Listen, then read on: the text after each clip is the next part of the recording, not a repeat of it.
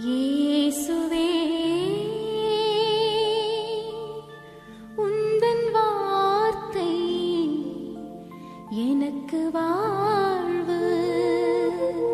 என் பெயர் S Joyce.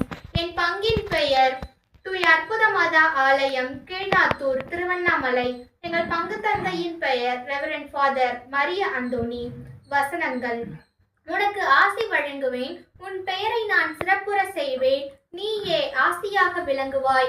தொடக்க நூல் 12:2. கடவுளுடைய வார்த்தை உயிருள்ளது, ஆற்றல் வாய்ந்தது, இரு பக்கமும் வெட்டக்கூடிய எந்த வாளினும் கூர்மையானது. எபிரேயர் 4:12. புல் உலர்ந்து போகும், பூ வதங்கி விழும், நம் ஆண்டவரின் வார்த்தையோ என்றென்றும் நிலைத்திருக்கும். எசாயா 40:8. மனிதர் அப்பத்தினால் மட்டுமல்ல, மாறாக கடவுளின் வாய்ச்சொல் ஒவ்வொன்றாலும் வாழ்வர். மத்தேயு 4:4. ஒரு வார்த்தை மட்டும் சொல்லும், என் பையன் நலம் அடைவான். மத்தேயு 8:8.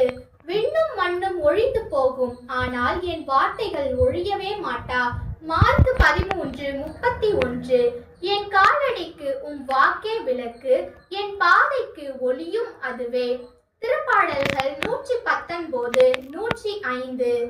ஆண்டவர் தோற்றுவித்த வெற்றியின் நாள் இதுவே, இன்று அக்களிப்போம், அகமகிழ்வோம். திருப்பாடல்கள் 118:24. ஆண்டவருக்கு நன்றி செலுத்துங்கள், ஏனெனில் அவர் நல்லவர், என்றென்றும் உள்ளது அவரது பேரன்பு. திருப்பாடல்கள் 118:29. என் தந்தை என் மீது அன்பு கொண்டுள்ளது போல நானும் உங்கள் மீது அன்பு கொண்டுள்ளேன், என் அன்பில் நிலைத்திருங்கள். யோவான் 15:9. நான் உங்களிடம் அன்பு கொண்டிருப்பது போல நீங்களும் ஒருவர் மற்றவரிடம் அன்பு கொண்டிருக்க வேண்டும் என்பதே என் கட்டளை. யோவான் 15:12. அச்சம் என்னை ஆட்கொள்ளும் நாளில் உம்மையே நான் நம்பி இருப்பேன்.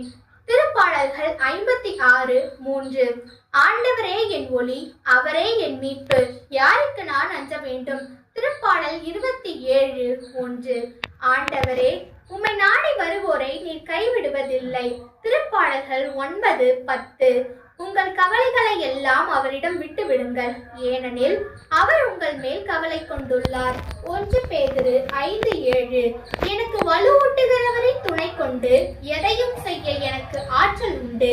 பிலிப்பியர் 4:13. நான் மன்றாடிய நாளில் எனக்கு செவி சாய்த்தீர், என் மனதிற்கு வலிமை அளித்தீர்.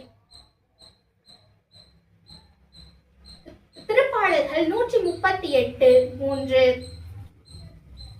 அஞ்சாதே, கவலைப்படாதே, ஏனெனில் உன் கடவுளும் ஆண்டவருமான நான் நீர் செல்லும் இடமெல்லாம் உன்னோடு இருப்பேன். யோசுவா 1:9. உங்கள் நம்பிக்கைக்கு அடிப்படை மனித ஞானம் அல்ல, கடவுளின் வல்லமையே. 1 கொரிந்தியர் 2:5. என் அருள் உனக்கு போதும், வலுவின்மையில்தான் வல்லமை நிறைவாய் வெளிப்படும். 2 கொரிந்தியர் 12:9. நான் வலுவற்றிருக்கும் போது வல்லமை பெற்றவனாக இருக்கிறேன். 2 கொரிந்தியர் 12:10.